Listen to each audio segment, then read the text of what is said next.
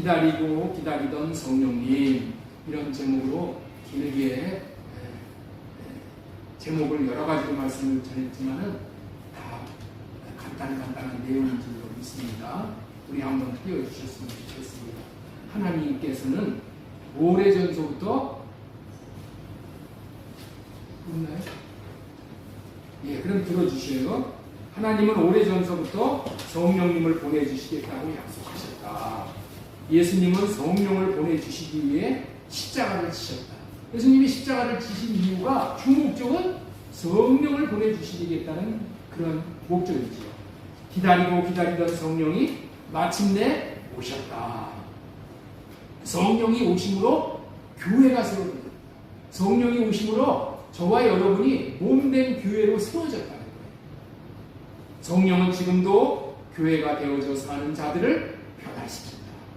새롭게 변화시키고 또 새롭게 변화시켜 마지막 열매를 맺게 하신 거죠.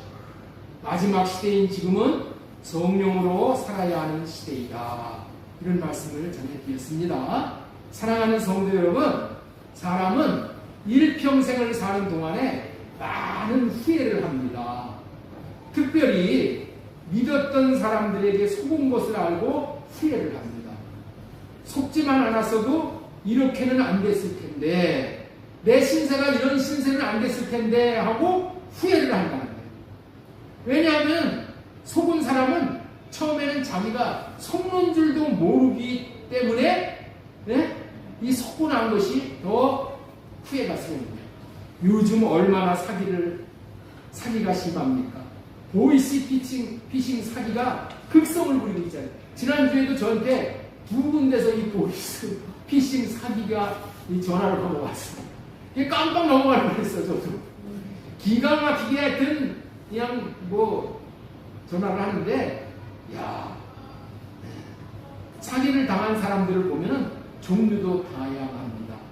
나중에 알고 보면은 다 속은 것인데, 속을 당시에는 다 믿어버리는 거야. 그리고 믿은 것을 나중에 후회를 하는 거예요. 그 사람이 그렇게까지 거짓말을 할 줄을 몰랐다. 나는 진짜인 줄을 알았다. 나를 위하는 줄을 알았다. 그래서 돈도 맡기고 내 마음도 맡기고 내 인생도 맡겼는데 내가 왜 그 사람을 믿었을까? 믿지만 않았어도 이런 일을 당하지는 않았을 텐데 하고 후회를 한다는 거예요. 결과적으로 남는 것은 눈물과 후회뿐이고 좌절과 허탈만 남게 됩니다. 이렇게 속아서 큰 손해를 경험해 본 사람, 큰 상처를 경험해 본 사람은 정말 장래에는 더 큰 문제가 닥치게 된다. 이렇게 속아본 사람이 더 큰 문제가 닥친다. 그 문제가 무엇이냐? 그것은 이제 사람의 말을 믿지 않게 된다. 하도 속아본 사람은 누가 뭐라 그래도 사람 말은 안 믿어. 사람이 일평생 살면서 이리 속고 저리 속고 속음으로 억울한 일을 당하고 후회 막급한 일을 당하다 보면은 이제 앞으로 누구 말도 안 듣고 누구 말도 안 따르게 되는 거예요. 이렇게 되는 것이 더 큰 문제가 된다는 말을 지금 하려고 하는 거예요. 속아서 손해를 보는 것보다 속고 나서 누구 말도 안 믿는 사람이 되는 것이 이게 더 문제가 된다.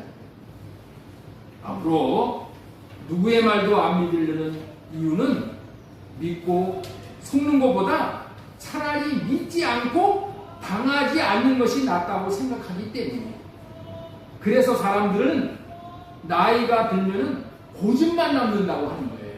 누구 말도 안 듣고 자기 생각대로만 살기에 그런 거예요. 그래서 나이가 드는 사람들은 다 고집불통이 되는 거예요. 왜 그러냐면은 상처가 있기 때문에 그래. 하도 많이 속아보니까 이거 안 믿는 거야. 누가 말을 해드려도 이거 또 속는 거다. 아이고, 이러는 거예요. 그래서 속고 사는 것이 무서운 결과를 초래하는 거예요. 많이 속고 사는 사람일수록 자신의 마음을 많이 닫게 되는 거예요. 굳게 닫게 되는 거예요. 철장으로 닫아버리는 거예요. 그래서 노후가 불행해지는 거예요. 이런 결과를 예방하기 위해서 평소에 속고 살지 말아야 합니다. 우리 한번 따라서 해주세요. 속고 살지는 말아야 합니다. 속고 살지는 말아야 합니다. 속고 살다 보면은 당장 당하는 불행한 결과를 가지고 올 뿐만이 아니라 더 큰 불행이 따라오기 때문이라고 말씀을 지금 진행을 하는 겁니다.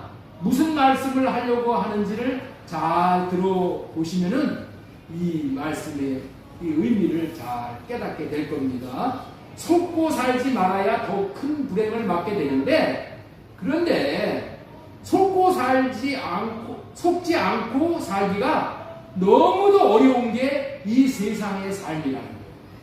이 세상에 사는 삶을 살면서 속지 않고 살기가 너무나도 힘들다는 거예요.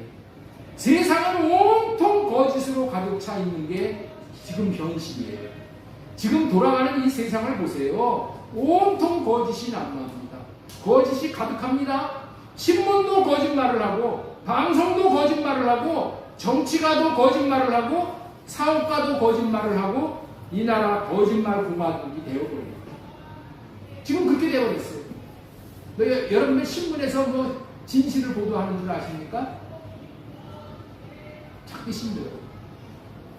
돈 갖다 주면은 그거 다 왜곡해서 보도해요. 사람과 사람 사이에도 도저히 믿고 살 수가 없는 믿음을 잃어버린 시대가 되었습니다.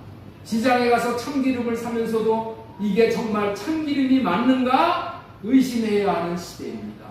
가짜가 진짜처럼 보이고 거짓이 진리처럼 말해지는 세상입니다. 이런 세상 가운데 살면서 속지 않는다는 것은 거의 불가능하게 가까운 것입니다. 그렇다면 온 세상이 왜 이토록 거짓이 난무하는 것일까요? 그것은 이 세상의 왕인 마귀의 고도한 계략이 있기 때문이라는 거예요. 그런데 하나님이 이 세상의 주인이니 마귀가 언젠가는 마귀는 어떤 자냐면은 이 세상의 끝까지 왕노릇을 하기를 원하는 자가 마귀야. 끝까지 왕노릇하는 자가 하기를 원하는 자가 마귀야. 그런데 하나님이 이 세상의 주인이니 만물의 주인이시니까 마귀가 언젠가는 이 세상의 왕의 자리에서 내려와야 한다는 것을 누구보다도 잘 아는 게 마귀야. 그래서 마귀는 잔머리를 굴리는 거예요. 마귀가 뭘 굴린다고요? 이 잔머리를 굴리는 거예요. 이 세상의 왕이 하나님이 되지 못하게 하면은 마귀는 영원히 자신이 이 세상의 왕이 되어 영원히 왕노릇할 수 있다라고 생각을 하는 거예요. 지가 왕노릇하기 위해서는 하나님이 이 세상에 왕노릇을 못하도록 하기만 하면은 지가 왕노릇할 수 있다라고 생각을 했어요. 지금 왕노릇하기 위해서 마귀가 지금 잔재주를 피운다, 그런 뜻이에요. 마귀가 이것을 알기에 마귀는 어떻게 하든지 진리 대신 하나님이 주가 되지 못하도록 하는 전략을 쓰고 있다는 거예요. 그 전략이란 무엇인가? 사람들이 서로 믿지 못하게 하는 거예요. 사람들이 서로 믿지 못하게 하는 거예요. 서로 믿지 못하게. 그래서 마귀는 처음부터 거짓말을 하였던 자랍니다. 자, 요한복음 8장 44절 보겠습니다. 그는 거짓말장이요 거짓의 아비가 되었습니다. 사람의 말을 믿고 살다가는 반드시 후회하게 만드는 게 누구라고요? 마귀가 한다는 거예요. 마귀가 뭐를 줘서 거짓말을 하게 했습니다. 마귀가 준 거짓말을 받아서 그 말을 듣고 나중에는 어떻게 돼? 속아서 후회하게 되는 거예요. 후회 막급인 인생이 되도록 하는 거예요. 믿지 못하게 하는 최고의 방법은 뭐라고요? 거짓말하는 거예요. 거짓말을 하면은 사람들이 안 믿어. 처음에는 속지만은 안 믿어. 거짓말을 하게 함으로 믿으면은 후회할 일이 생기도록 만들어 버림으로 믿고 살면 안 되는구나. 마귀가 자꾸만 거짓말을 해. 그러면 사람들이 그 거짓말을 시키면 사람이 어떻게 돼? 거짓말 하잖아. 그러면 어떻게 돼? 거짓말 하는 사람 속이 2번, 3번 믿을 수 있을지는 몰라도 노대석권 계속해서 안 들어. 그 사람 말을 안 들어. 그렇죠? 거짓말을 하게 해서 나중에는 그 사람 말을 안 듣게 만드는 것이 마귀의 수작이라는 거예요. 저 사람 말 들으면 나 손해보는구나. 이렇게 믿어버리게 만드는 거예요. 믿고 살면은 자신만 손해보는구나를 계속해서 학습시키는 것이 마귀가 하는 주된 일이라는 거예요. 마귀가 하는 일은 믿고 살면은 손해다. 믿고 살면은 후회 막급이다라는 생각이 들게 하는 게 마귀의 전략이라는 거예요. 그렇다면 궁극적으로 마귀가 무엇을 믿지 못하게 하려는 것일까요? 궁극적으로 무엇을 믿지 못하게 하려는 거냐는 말이에요. 결국에는 하나님이 주인이라는 사실을, 하나님이 주라는 진리를 믿지 못하도록 하려는 거예요. 이 세상을 거짓말이 판치는 세상으로 만들어버리면 거짓말에 속은 사람들은 마음에 믿고 살면 자기만 손해를 본다라고 생각을 하게 됩니다. 믿는 도끼에 발등 찍힐 일만 생긴다. 절대로 남을 믿으면 안 된다. 자식도 믿으면 안 되고 부부도 믿으면 안 되고 목사도 믿을 수 없는 존재야. 하나님도 믿을 수 없는 존재라는 생각이 들 정도로 거짓말을 서로 밥 먹듯이 하게 함으로 믿으면 자기만 손해라는 생각을 학습시키는 거야. 계속 학습시키는 거야, 마귀가. 왜 그런다고요? 서로 믿고 살지를 못하게 하기 위해서. 이렇게 하는 아주 중요한 큰 이유가 무엇이라고 전했습니까? 그것은 결국에는 하나님이 주님이라는 사실을 믿지 못하도록 하려는 의도가 있다. 궁극적으로 하나님이 주라는 사실을 못 믿도록 하는 수작이라는 것입니다. 이것이 이 세상에서 자기가 영원히, 마귀 자신이 영원히 왕노릇할 수 있는 비결이라고 생각을 하는 거예요. 좀 더 말씀을 드린다면은 하나님은 자신을 주라고 믿지 않는 자들과는 전혀 상관이 없는 거예요. 내가 하나님과 상관을 하려면 어떻게 돼요? 하나님은 나의 주님입니다. 그렇게 받아들였을 때에 하나님과 나와의 관계가 생명관계가 되는 거예요. 하나님을 주님이라고 믿지 않는 자들에게 하나님은 선한 통치를 해주실 수가 없어. 마귀는 자신을 왕이라고 믿지 않아도, 마귀는 자기를 왕이라고 믿지 않아도 마귀는 어떻게 돼? 불법으로 쳐들어가서 왕 노릇을 하는 게 마귀야. 그런데 하나님은 사람의 의지를 아주 중요시 여기는 분이셔요. 사람이 자기의 의지를 가지고 하나님은 나의 왕이십니다 라고 받아들일 때에 하나님은 왕으로 통치를 해주신다는 거예요. 하나님을 주라고 믿음으로 받아들이는 자를 통치하시지, 믿지 않고 받아들이지 않는 자를 하나님은 다스려 주실 수가 없는 거예요. 왜 그러냐? 그게 하나님의 인격이야. 하나님은 나를 다스려 주십시오. 하나님은 당신은 나의 하나님이십니다. 나의 주님이십니다. 이렇게 받아들이는 사람한테 가서 선한 다스림을 해주시는 거예요.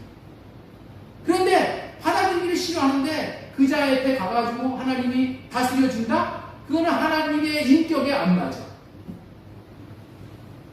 그러니 이런 하나님의 인격을 아는 마귀가 하나님을 주라고 믿지 못하게 하면은 하나님이 왕이 되실 수 없게 만드는 것이므로 하나님과 관계가 없는 인생이 되므로, 하나님과의 관계가 없는 인생이 되니까 어떻게 돼요? 하나님과 관계가 없는 인생, 그런 인생에게 마귀가 찾아가가지고 잡아먹는 거예요. 제가 얘기를 했잖아요. 공원에 아주 비근한 예를 들어서 공원에 개를 데리고 나왔어. 개를 데리고 나왔는데 주인이 있는 개야. 주인이 있는 개를 누가 가서 동네 아저씨들이 잡아먹을 수 있어요? 못 잡아먹잖아. 그러나 개가 고삐가 풀려가지고 막 뛰어댕겨. 그러면 뭐야? 주인이 없어. 주인이 없는 개는 누구든지 가서 잡아먹는 게 인자야. 그러면 우리가 내가 나의 주인이 하나님이십니다 라고 고백을 하는 자에게 마귀가 손을 댈 수가 없어.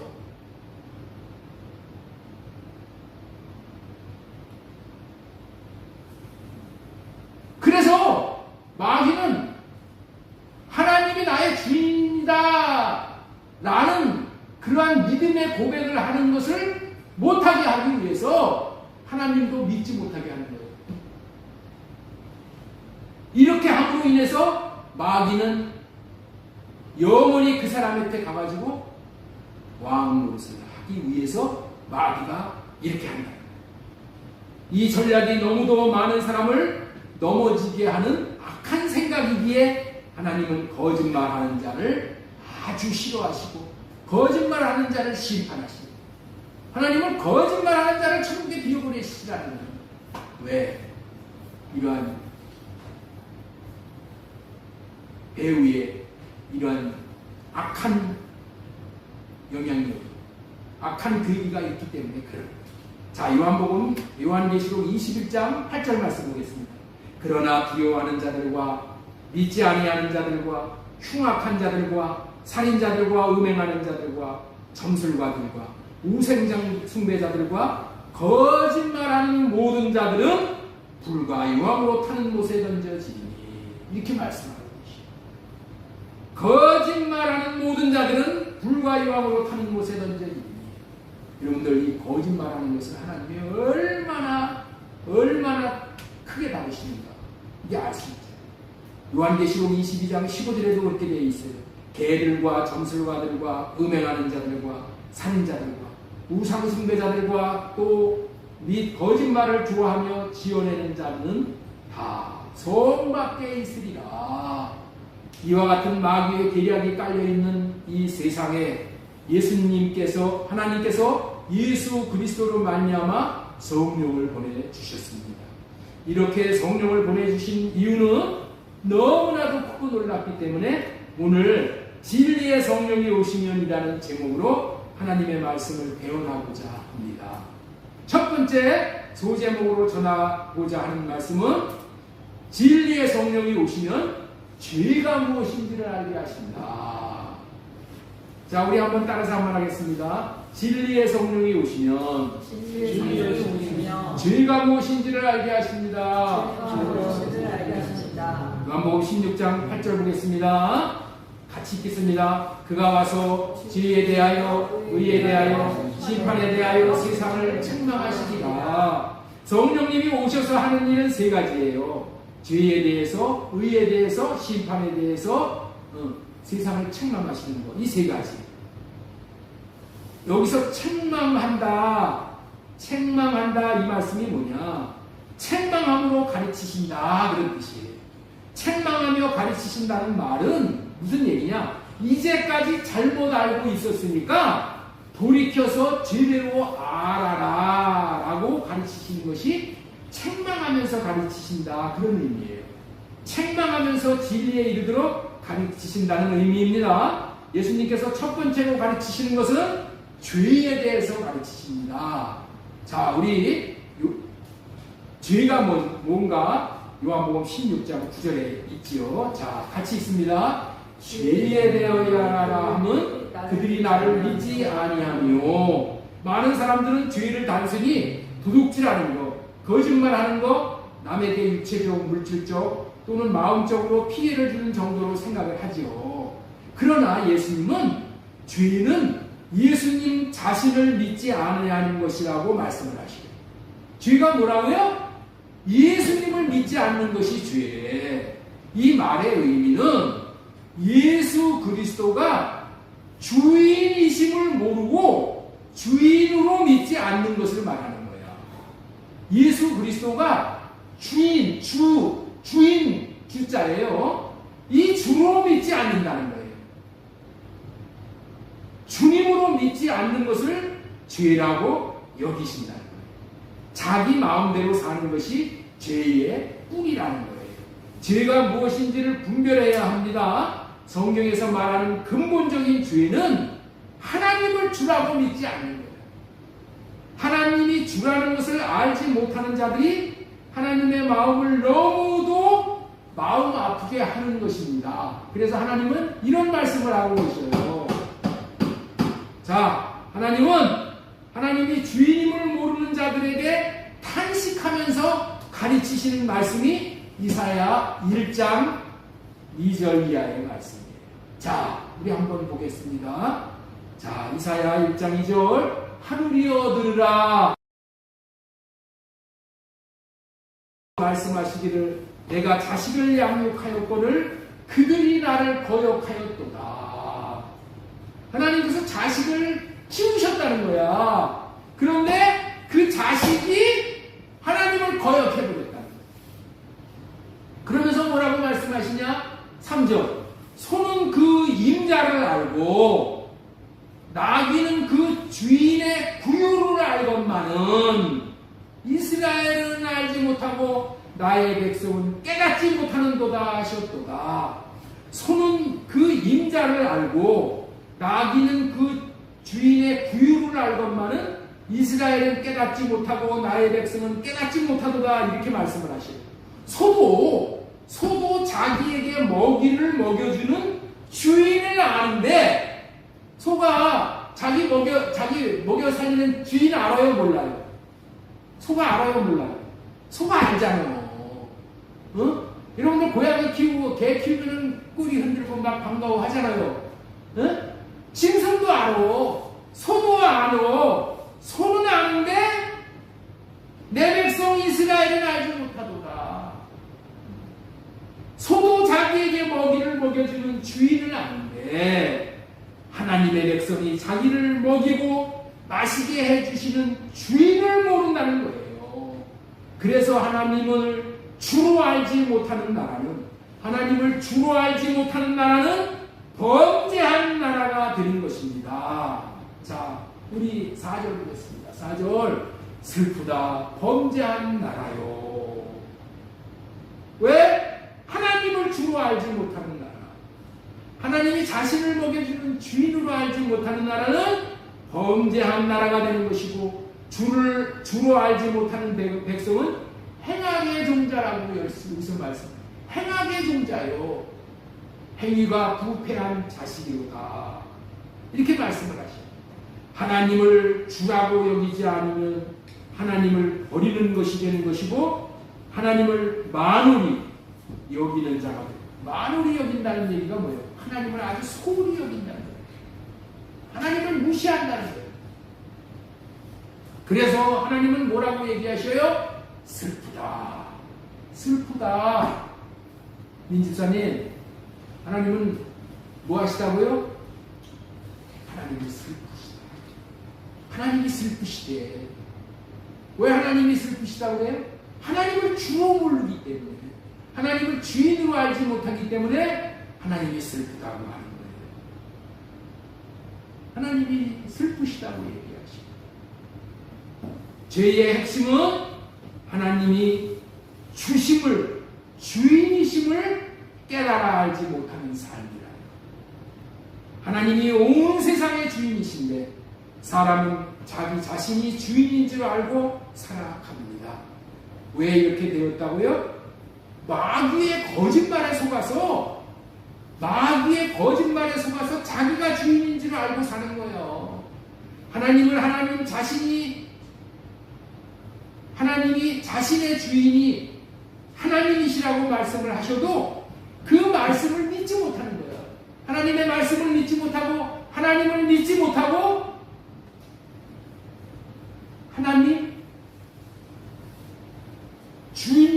하나님이 주인이심을 믿지 못해요. 왜 그렇다고요? 마귀에게 하도 속고 살다 보니까 하나님이 주인이시다라고 말씀하시는 말씀을 믿지 못하는 거예요. 자기가 주인으로 사는 자들이 되어서 행악을 일삼는 자가 된다고 하십니다. 성경은 자기가 주인인지를 알고 사는 자에 대해서 뭐라고 하신다고요? 그는 마귀라고 하십니다. 마귀는 마귀만 마귀라고 하시지 않고, 마귀가 주는 생각과 마음으로 사는 자 전체를 마귀라고 아주 싸잡아서 말씀을 하셔요. 네? 여러분들, 자기가 주인인 줄 알고 사는 자가 마귀라고 하니 그런 게 어디 있어, 목사님? 너무 심한 거 아니야? 이렇게 생각하실 수도 있으실 거예요. 그러나 성경에서 말하는 마귀는 자기가 주인 되어서 사는 자를 마귀 부류로 여기시고 마귀라고 하심을 기억해야 한다는 거예요. 한 번은 예수님이 십자가에 달려 죽으실 것을 제자들에게 말씀하시자 베드로가 그러시면 안 됩니다. 죽으시면 안 됩니다. 라고 말을 했어요. 누가 얘기했어요? 예수님의 수제자 베드로가. 그랬더니 예수님은 즉시 베드로에게 뭐라고 얘기했어? 사탄아 물러가라고 하셨어요. 아예 베드로가 사탄이라고 이렇게 혼이 난 거예요. 혼쭐이 난 거예요. 여기서 왜 베드로가 사탄이 되었습니까? 자기가 주인이 되어져서 자기 생각을 할례받지 않고 사탄이 주는 생각으로 자기 말을 했기 때문이다. 성령으로 할례받아야지 자기 생각을 끊어내지 않으면은 마귀 부리로 마귀 대우받게 되기 때문에 우리는 철저히 할례를 받고 성령의 사람이 되어져서 우리는 성령을 따라서 살아야 된다는 거예요. 성령이 오시면 좋은 일이 생기는데 그것은 진리에 이르게 된다는 말이에요. 성령은 진리만을 말씀하십니다. 그렇다면 진리가 무엇일까요? 진리가 무엇일까요? 민주사님, 진리가 무엇일까요? 예수 그리스도가 주인이라는 것을 믿는 것이 진리예요. 자, 고린도전서 6장 19절 말씀 보겠습니다. 너희가 너희 자신의 것이 아니라 값으로 산 것이 되었으니. 자, 이 말씀을 통해서 우리가 꼭 기억해야 될 게 뭡니까? 성령이 오시면은 성령께서 이 사실을 깨달아 알게 해주십니다.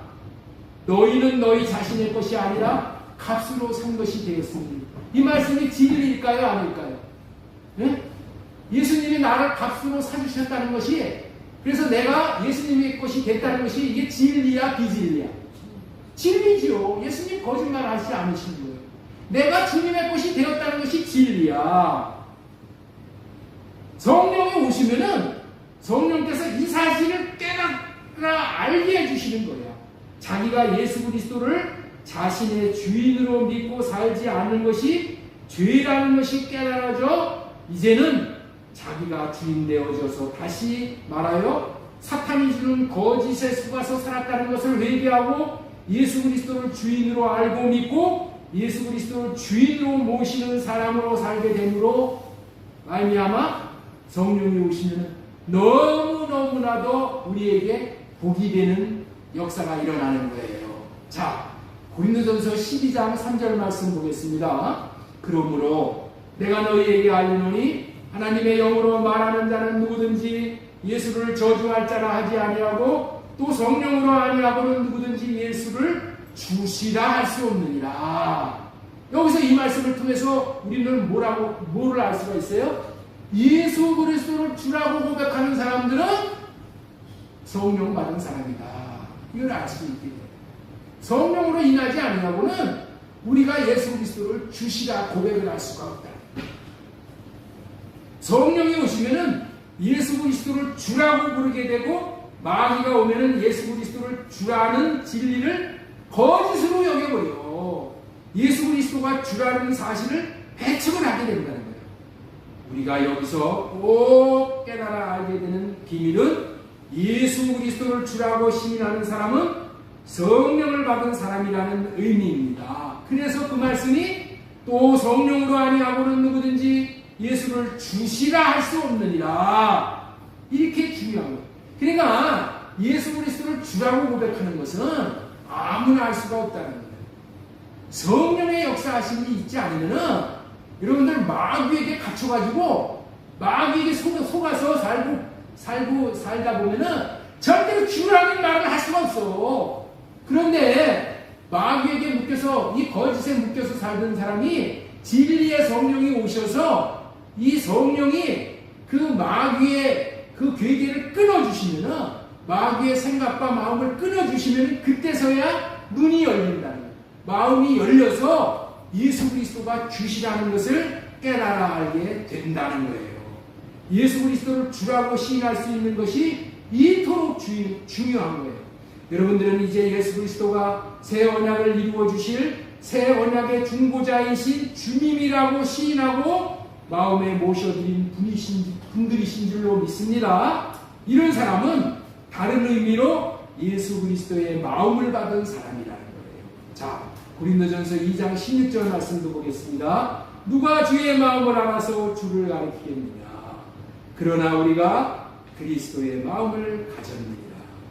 누가 주의 마음을 알아서 주를 가리켜. 누가 주님이라고 우리가 예수 그리스도는 우리의 주인이라고 누가 가르치실 수 있냔 말이야. 성령이 깨달아 알게 해주신 사람이, 예? 그래서 성령이 주시는 마음을 받아야지만은 이거를 깨달아 알고 이것을 가르칠 수 있게 된다. 정리하겠습니다. 성령이 오시면 마음의 변화가 일어납니다. 어떤 변화입니까? 주인을 바꾸게 된다. 성령이 오시면은 무슨 변화가 일어난다고요? 주인을 바꿔버려요. 주인을. 이제까지는 마귀가 자기 마음의 주인이었어요. 그러나 성령이 오시면은 예수 그리스도가 나의 주인이 되는 거예요. 이 성령의 역사하심이 이런 일을 하는 거예요. 성령이 오시면 뭐가 바뀐다고요? 나의 주인이 바뀌어. 주인이. 여러분들 이걸 꼭 기억하시면 돼요. 성령이 오시면 예수 그리스도가 주인이 됩니다. 주인이 바뀐 자가 예수 그리스도를 믿는 자야. 네? 예수 그리스도를 뭐 입으로 믿는다 고백하는 그것이 여러분들 믿음으로 믿는 것으로 쏘으면 안 돼요. 네. 믿는다는 것에 이 합당한 개념은 예수 그리스도가 나의 주인입니다. 주인이 바뀐 자가 거듭난 자입니다. 주인이 바뀐 자가 하나님의 아들의 영을 받아 하나님의 아들이 된 자예요. 주인이 바뀐 자가 후회 없는 사람이 되는 거예요. 사탄이 이끌린 대로 살았으니 후회 막급한 인생이 되어지고 성령이 주인인 사람은 생명과 평안을 누리며 주님 주시는 사랑의 마음을 나타내고 사는 금상첨화와 같은 인생을 살게 됩니다. 은혜 위에 은혜가 더해지는 세계가 되는 거예요.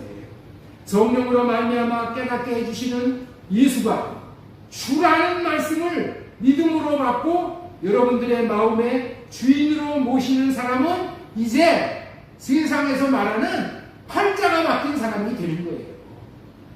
주인이 책임지는 인생이 되는 거예요. 내 인생을 누가 책임지냐? 내가 책임지냐? 어림도 없어요. 내가 내 인생을 어떻게 책임져? 여러분의 자녀의 인생을 여러분들이 어떻게 책임져?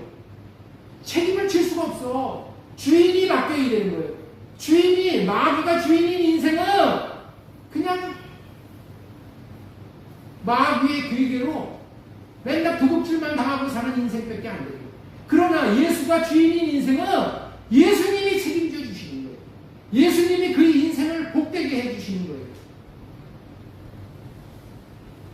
주인이 책임지는 인생이 되는 거예요.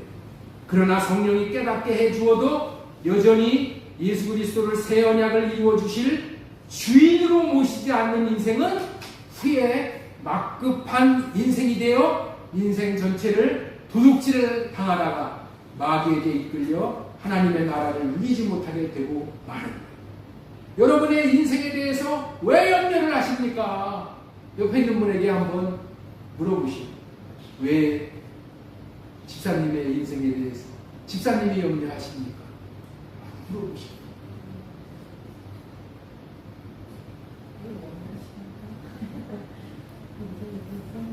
왜 염려하셔요? 네? 우리 민집사님하고 우리 하 집사님 서로 마주 보시면서 한번 물어보시오. 왜 집사님들의 인생 자신에 대해서 염려를 하십니까? 염려할 거 없어요.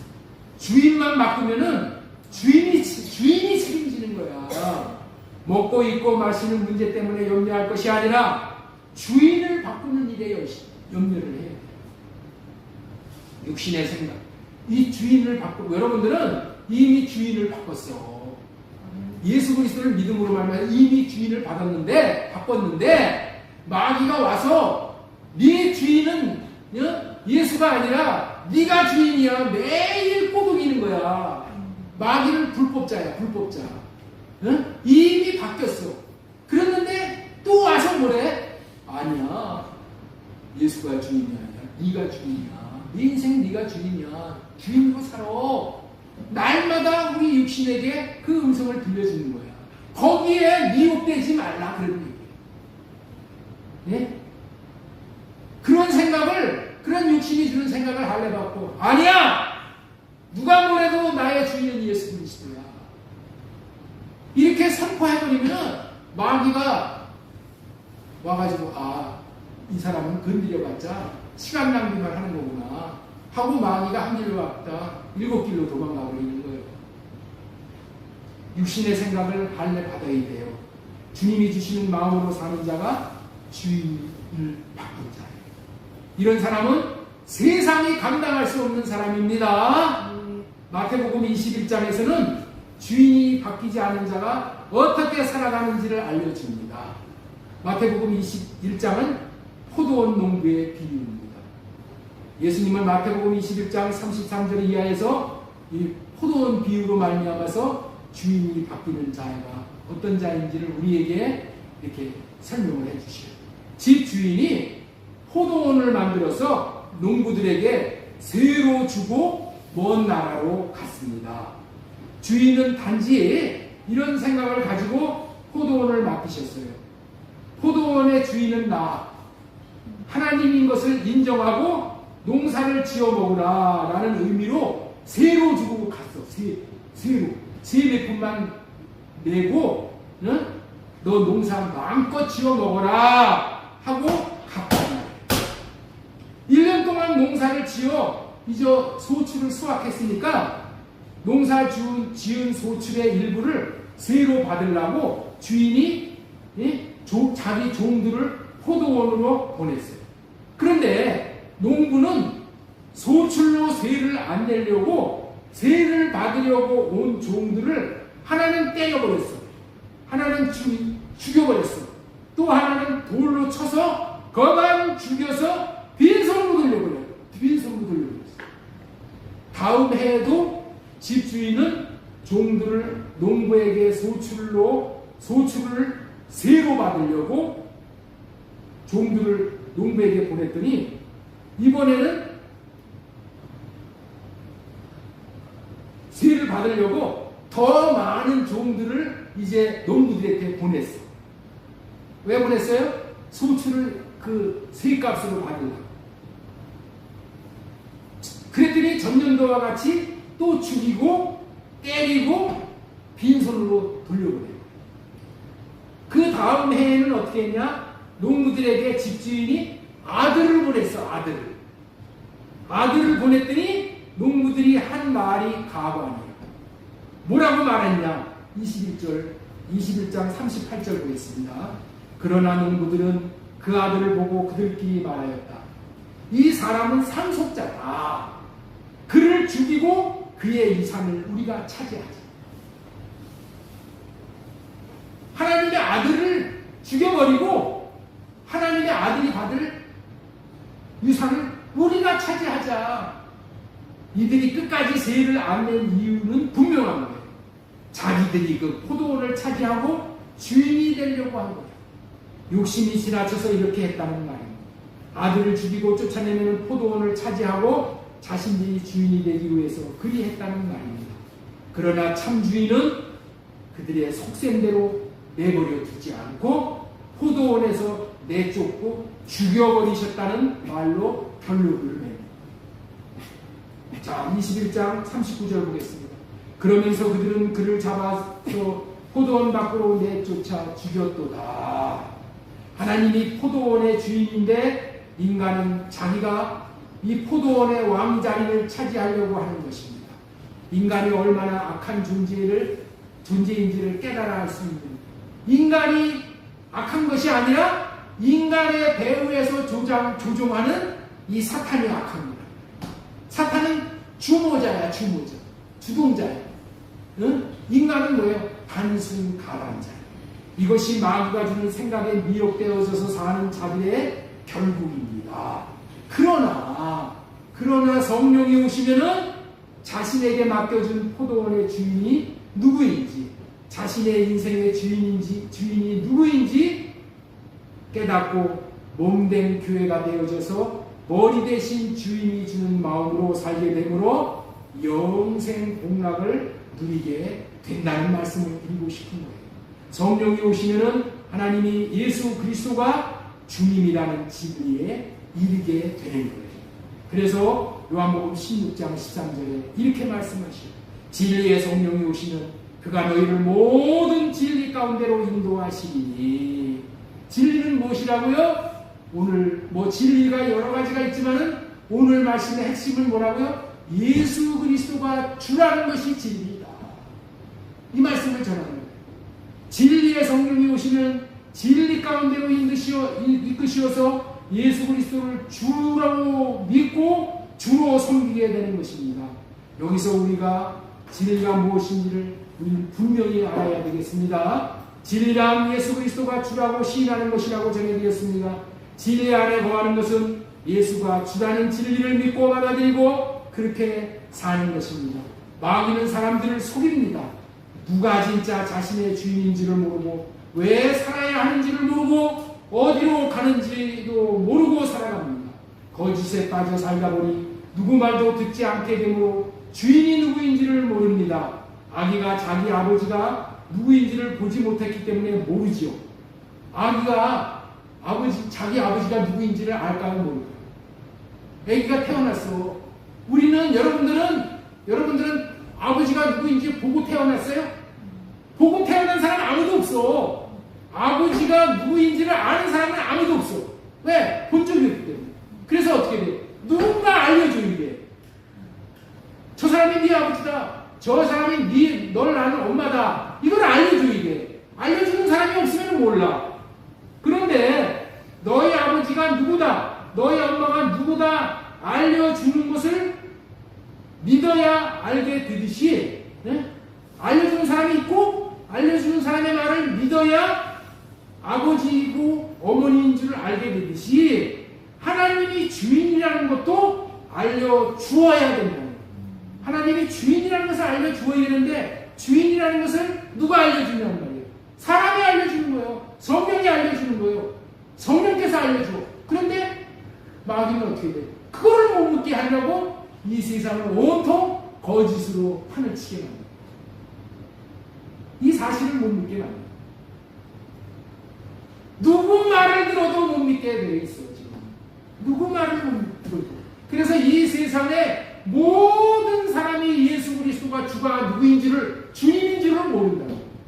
몰라. 알 수 있는 사람이 없어. 어떻게 알 수 있다고요? 주의 성령이 오시는 거예요. 성령이 알려주셔야 된다. 성령이 알려주셔야지 예수 그리스도가 주라는 진리를 알게 되는 거예요.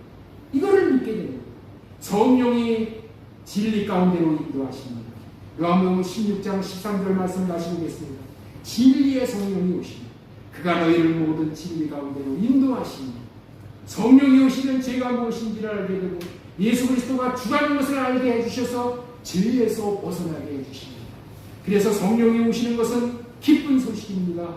주 하나님 없어도 살 수 있다는 거짓에 속지 않게 됩니다.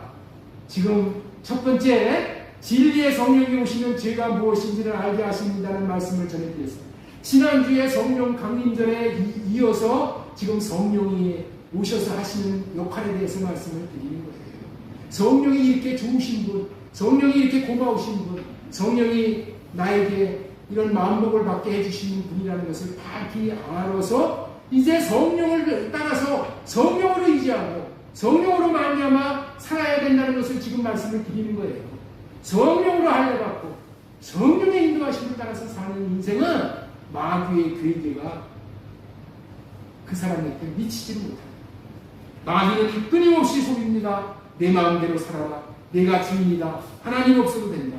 이 거짓말에 세상 사람들은 모두가 속게 된 것입니다. 마귀는 얼마나 거짓말에 능한 자인가 하면 모든 사람이 다 이 거짓말에 속아 넘어갔습니다. 그래서 모든 사람들은 하나님을 주인으로 섬기지 않고 자신을 주인으로 섬기는 죄를 짓고 삽니다. 하나님을 주인된 자리에서 몰아내고 자신이 주인이 되는 죄를 짓습니다. 마귀가 하는 거짓말은 인간을 항시 자신이 주인이 되어 살라고 부추겨 죄를 짓도록 합니다. 왜 그래요? 하나님하고의 관계가 끊어져야지 지가 인간에게 들어가서 왕으로 탈 수가 있기 때문이에요. 마귀가 왜 이렇게 한다는 것을 꼭 기억하십니다. 마귀의 이 술수는 너무나도 가증스럽고 너무나도 이 마귀가 그 술수가 가증스럽고 괴계가 너무나도 지혜스러워서 여기에 이길 자가 없다는, 마귀는 이길 자가 없다. 자신이 주인이라고 여기는 자는 하나님이 주인이 될 수 없어 하나님이 선하게 다스려 줄 수가 없고 하나님하고는 관계가 없는 자이기 때문에 마귀가 차지하여 마귀가 왕노하기 위한 계략이라는 것을 전해드렸습니다. 여기서 우리가 꼭 알아야 할 것은 마귀에게 속는 것이 억울한 일이고 원통한 일을 당하게 되는 것으로 끝나는 일이 아니라는 거예요. 억울하고 원통한 일로 끝나는 것이 아니라 하나님을 슬프게 하고 하나님 앞에 행악하는 죄를 짓게 되는 결과를 가져온다고 아까 말씀을 드렸죠. 그래서 성령이 오시면 가장 먼저 깨닫게 하시는 것은 내가 주인이 아니구나. 예수님이 주인이구나. 내가 내 인생의 주인이 아니라 예수님이 내 인생의 주인이구나.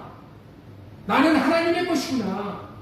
이와 같이 예수가 주라고 선포할 때 마귀는 더 이상 수작을 부릴 수가 없는 거예요. 그래서 성령으로 말미암아 예수 그리스도가 주라고 시인하며 선포하며 예수 그리스도가 주인된 삶을 사는 자가 성령의 나타나심을 보게 됩니다. 여기에 모이신 모든 분들이 예수가 주라고 확실한 믿음으로 나아가시기를 바랍니다. 앞으로의 인생은 주님이 책임지시는 인생이 되시기를 축원합니다.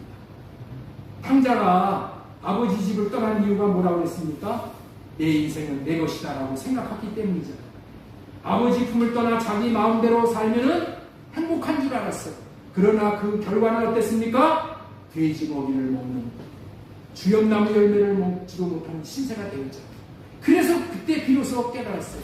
아버지 집이 진짜 내 자리입니다. 사랑하는 성도 여러분, 인생이 망가지는 이유는 돈이 없어서가 아닙니다. 배운 것이 없어서가 아닙니다. 주인을 잃어버렸기 때문입니다. 예수를 주로 모시지 않으면 결국 방황하게 됩니다. 주라고 시인하는 자들에게 예비된 복을 송두리째 놓치게 됩니다. 성령은 이것을 깨닫게 하시기 위해서 오셨습니다. 복받는 자는 자 이제 말씀 다 정리합니다. 다 전했습니다. 오늘은 세 가지를 전하려고 했는데 한 가지만 전하도록 하겠습니다. 지금서부터 잘 들으셔요. 정리하니까 지금서부터만 잘 들으시면 돼요. 복받은 자는 어떤 사람이라고요? 주인이 바뀐 자예요. 옆에 있는 분에게 물어보시기 바랍니다. 집사님은 주인이 바뀌셨습니까?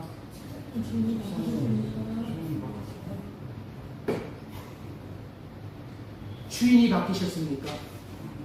우리는 날마다 주인이 바뀐 삶을 살아야 합니다. 주인이 바뀌었다면은 주인이 바뀐 다음 주인이 바뀐 것다운 삶을 살아야 돼요.